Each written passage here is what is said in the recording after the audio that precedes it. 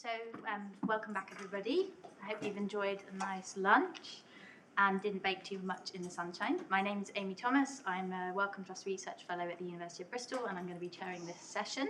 So we're kind of at a crossroads. I want to introduce Ruth Chapman. She's going to be concluding our previous session on vaccines. And Ruth will be talking about economic assessments of vaccines and challenges for modelling. And after Ruth, we'll move into diagnostics.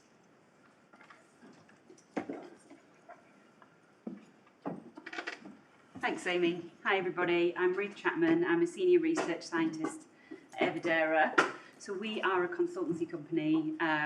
We do a lot of work for pharmaceutical companies, and mainly I work in the health economics and outcomes research area. Before joining Evidera, I had a similar background. So I worked at Imperial and London School and the Health Protection Agency, when it was called that, doing infectious disease modelling. And I've taken that on into my company and I lead the vaccine modelling group. So I'm going to talk a bit today about the work that we do for vaccine manufacturers and to try and give you a bit of a different perspective, the industry perspective and the sort of the cost effectiveness analysis perspective.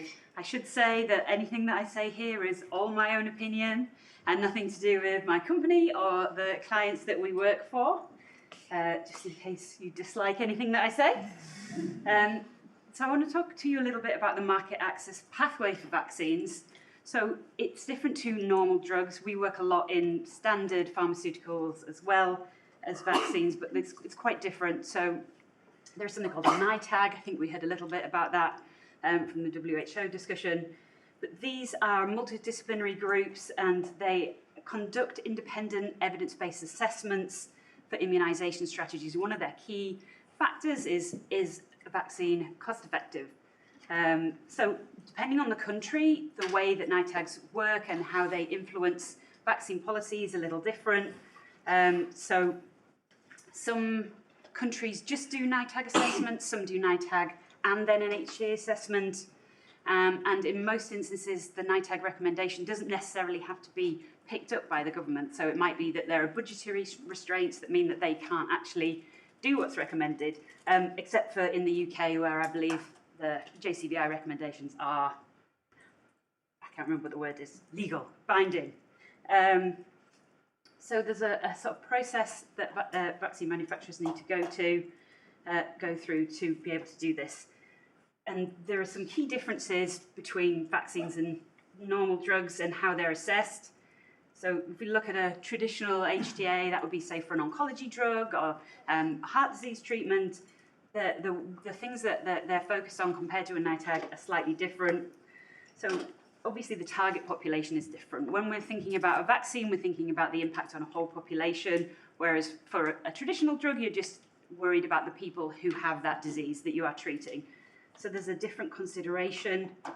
In terms of benefits, a traditional HTA is really focused on the short-term benefits in an individual, and a NITAG is looking more at the long-term population-level benefits.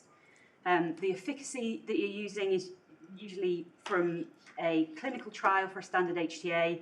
For a NITAG, definitely clinical trial, but that also then has to probably be supplemented and validated with real-world studies as well to get the effectiveness. Cost effectiveness is obviously a key for both of them, but with a standard HTA you have a fixed threshold, nice 20,000. If it's underneath that, fine, over it, no. Vaccines, there's less of a clear threshold, except for JCVI, they do go with a nice threshold, but it's less clear what the aim is, what the target is, and so there's different acceptabilities. And the other thing about traditional HTAs is it's a very structured process. The companies know what they're going to submit when, they know how to do it, whereas with a NITAG, it's driven by the NITAG themselves, so they decide the timelines, how much interaction there is with pharmaceutical companies, and they fix the agenda. So it's a bit less clear and a bit for the manufacturers as to what their role is and how they can be involved in that. So we recently conducted a review of a lot of, I can't remember the exact number, of NITAG and HTA submissions and looked at the criteria that we used in these vaccine assessments. And green means a lot of them, and anything orange or red means that they were not necessarily considered.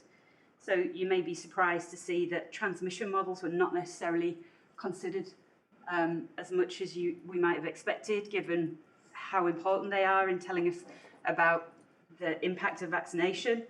And also herd immunity got very little discussion. Obviously, if that was included in the model, then maybe it would have been included and it might just not have been explicitly discussed. But I think it's important to see the range and the difference in the kind of criteria that were considered. The other point about market access for vaccines is the length of time it takes. So we're talking in a non-pandemic situation here. For a standard vaccine, we're looking at, if you look here, the legal study, almost 50% of vaccines took over 6 years to go from marketing authorization to NITAG recommendation. So that's 6 years where the vaccine exists and people are not getting protected by that vaccine for a lot of things. Whereas if you look at the normal drugs, shall we say, it's less than a year in almost all cases that they are able to be used.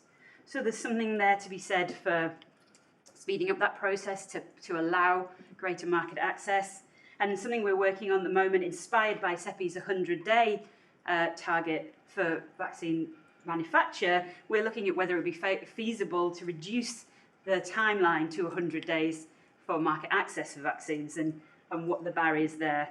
And if we look at COVID, for example, there were a big demonstration in that lag for some of the lower and middle income countries that it's estimated that a lot of the majority of deaths could have been prevented in those countries. So that's just to say that there is a challenge for vaccines to get market access, and there are ways that could be improved. Now, obviously, things were different in the pandemic. I want to discuss that a bit. I'll talk about this next. So I'm going to bring you a very generalized and broad strokes view of my experience of working for industry and what vaccine manufacturers are interested in. They want rapid market access after approval. They want to ensure as broad coverage as possible, broad access and high coverage, and they would like to target preferential recommendation for their vaccine over other vaccines in the market. So that's a sort of a motivating factor for what they need to present to NITAGs for their market access. So coming back to COVID, as I said, the process was different. The standard NITAG procedure, I don't believe was followed. The consideration was not really cost effectiveness, and rightly so. It was public health, it was supply, macroeconomic impact as well. So reopening society, that was the driving factor. So it's unclear whether that would be the similar process in a different pandemic. If there would maybe be a change to processes that could happen for the pandemic, or prepare a pandemic-specific process that people could be involved in. And also showing that it is possible to go very quickly into a decision to use vaccines. Can that rapidness be brought into other vaccines to benefit the access? So what we do is we develop models for vaccine manufacturers for their NITAGs submissions, or engagement, I should say. And the things that a vaccine manufacturer are generally looking for are easy and flexible to use in their model. They want to be able to have multiple users. They want to be able to easily understand it, who are not necessarily modeling specialists as well. They want it to be rapidly and efficiently developed. So they have a limited budget, they have a limited time. It has to be used in multiple markets. And we saw that NITAGs consider different things. They have different processes and different technical skills. Each NITAG might not be accepting certain complex models or understanding of them, but the vaccine manufacturers want a model that they can use in multiple countries and be easily adapted. They want to demonstrate the full value of the vaccine and to align with their vaccine story. I think this kind of covers a bit of the similar that I said previously, so I won't spend too long on it, just to say that obviously the focus for an industry model is that cost effectiveness, the NITAGs, and multiple countries. And academic models, I think, have a bit more leeway to look at interesting questions, to answer public health questions, and to also have no limitation maybe on software or computing power, or you don't have to share it between multiple people. That means that industry models have to be a certain way. And this is a generalization. There are lots of examples of pharmaceutical companies developing big complex models, and lots of examples of simple models being used in academia. So the choice that we often have to make for developing a cost-effectiveness model is whether to use a static or dynamic model. I think you all know about dynamic models. You are getting that context, the transmission, it inherently replicates indirect effects. It's able to predict negative externalities like shift in age of infection, serotype replacement, and a static model isn't necessarily designed to do that. But it can, but obviously less reliably. But a static model is usually quicker, simpler, it's more transparent, it's easier to disseminate, it's easier to pass to people who are not necessarily modelers, and they're user-friendly and easier to adapt. So the WHO has a decision tree about how to decide what type of model you should develop. So if there is no human-human transmission, or it's not common, like tetanus, you can have a static. If it doesn't reduce susceptibility to infection, like possibly herpes zoster, then a static model is okay. If the target group is not epidemiologically influential, you can develop a static model, for example, in sort of the very elderly and not necessarily impacting transmission a large amount. So influenza, RSV, often use static models. Negative externalities, so things like the shift in age of infection, serotype replacement, that demands a dynamic model. So say, for example, rubella, where we knew that the vaccination can actually cause worse outcomes if not correctly implemented. And then if there are no negative externalities and a static model gives you favourable results in terms of your cost effectiveness, then a static model is okay, because a dynamic model is only ever going to add more because you haven't got the negative externalities. So you're ignoring your indirect effects, so essentially you're being conservative in estimating what the true impact would be. Now PCV I put as a question mark because there are negative externalities with PCV with serotype replacement, but a static model does give favourable results, and as I'll show in a minute, lots of static models have been developed for PCV. So there is a bit of an issue with the selection criteria in that it assumes that a dynamic and a static model already exist, and it assumes that we already know what the negative externalities are. So that makes things pretty difficult. There already has to be either some data of an existing vaccine, or already some sort of academic work maybe demonstrating what the potential externalities are to be able to say whether they exist or not. And similarly, you need to have a static model to be able to say whether the static model is going to be cost effective or not. So it's a bit difficult, and what it means is you often develop both types of models and they're used slightly differently. So this is just an example for COVID where we developed both a static and a dynamic model and used them for slightly different things. So the dynamic model was for the UK, and it was looking at the public health impact of the actual policy decisions, whereas the static model has been used for multiple country NITAG submissions for the kind of reasons that I mentioned before.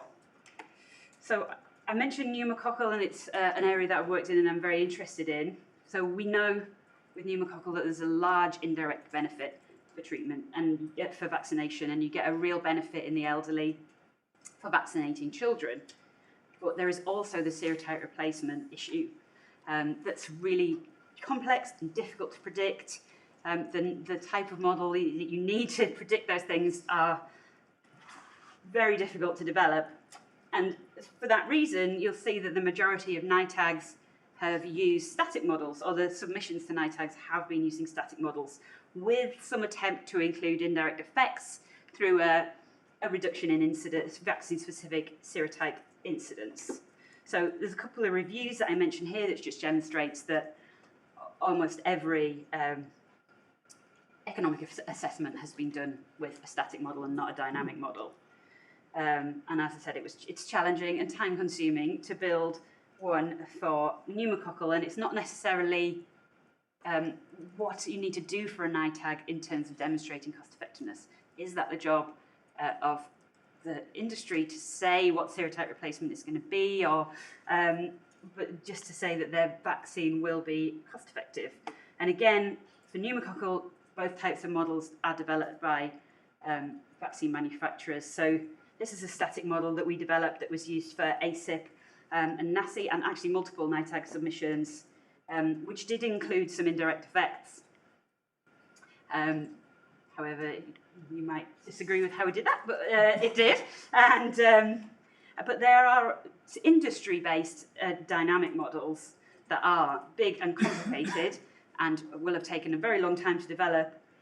And they are more for messaging public health, and also are used for STIKO, which is the German NITAG, and JCVI, where a dynamic model will be expected and will also be used as well.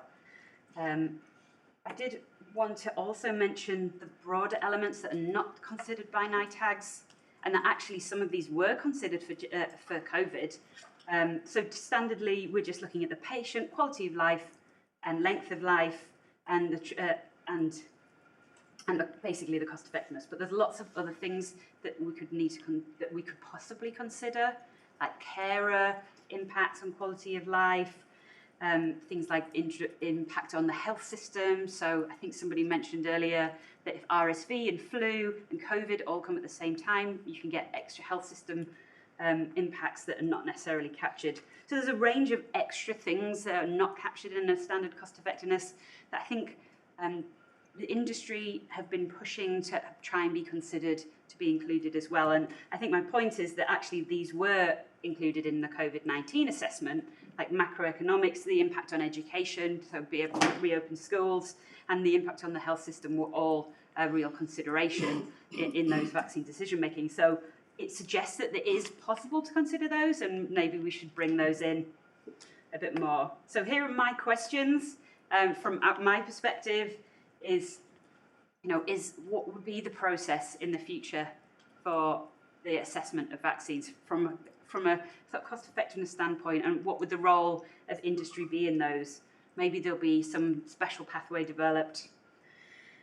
Can the rapid rollout of COVID-19 vaccines help other vaccines get faster market access? Can we learn something from that? Can we bring in the broader value elements as well? And is there a role for industry and the use of static models at the time of the pandemic to give us some information, because they are useful tools for giving us information about cost effectiveness? Okay. I'm -2, but sorry.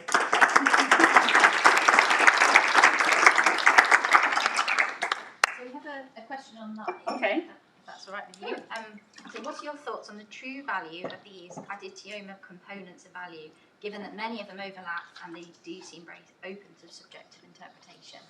I have to read that out. Additional. Yes, that's a good point. They are certainly, I think we're talking about this slide here, the additional value elements.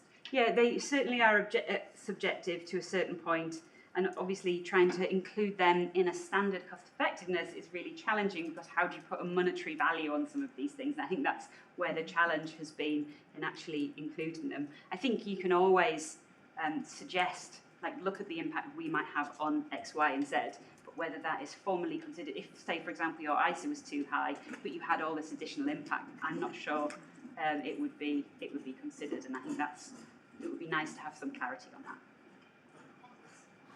Any quick questions? At the start you said post-licensure vaccine typically takes 6 years to be activated, whereas the standard treatment takes 1 year. What are the what are the key things which are driving that difference as far as the regulators? I referred to the. That's a great question, and and how could modelling be used potentially to? So, I think there's certain aspects that we can speed up, like from the industry side, but there's certain things that we can't be involved in. So, just the NITAG processes, it's difficult to know when they have their own timelines of when they decide to assess certain vaccines. That's something that we can't really have any role in, but there's certainly things that modelling can do. For example, having models ready before marketing authorization, say maybe having an early model, you can have that ready before the clinical trial to be adapted then to the clinical trial, and then you can move a lot faster. Having RWE, for example, already in hand, already running epidemiology studies before, well before. So I think it's about getting in early, and I think that links back to what Aminda was saying in CEPI, is that you have to start before the clock starts almost. And yeah, I think thinking about clinical trial design, what you were saying, I think is really important as well, because if the clinical trial isn't necessarily telling us what we want to know, that can really slow things down as well. Okay, Chris, last one, and then we'll change over. Thanks very much. Really interesting talk. Thank you. So I'm leading a working group which is looking at tooling for implementing academic models, software tools, as part of the programme. So I was just curious to unpick a little bit more barriers to implementing a dynamic model were from your point of view, whether it's kind of an expertise issue or whether it's a software tooling issue. It's definitely both. Yeah. It's definitely both, and I think there's it's less so now. It's certainly changed, but there was just a sort of an addiction to Excel, that people want to see their model in Excel, and they're used to that, and anything outside of that is just scary. But certainly we're getting around that now, and there's a lot more use of other programs. But then it's the expertise is also very important as well, because if you don't understand what you're using, then it's a barrier. And I think we heard from the WHO talk about the NITAG not understanding them as well. So it's not just that it's both that not necessarily that everybody that works for the manufacturers would understand that model, but who they're going to tell it to wouldn't understand it either. So there's a need to extend both things, but certainly I think increasing software use would be a good start. Okay, thank you. So, there's one more question, one more. just Okay. in the interest of time, we probably Okay, need to this is move on. This is sort of for all. Got to be a quick one. All of the people who are doing vaccination. Given how serious that a pandemic with high mortality might be, has any thought been given to sort of the usual way of doing individual-based, randomised controlled trials? We just do stepwise cluster rollout and have the rollout as part of the trial as part of the rollout. I'm not sure that's a question for me necessarily. I think it would be really hard to do that. I think you have to have really high standards for vaccines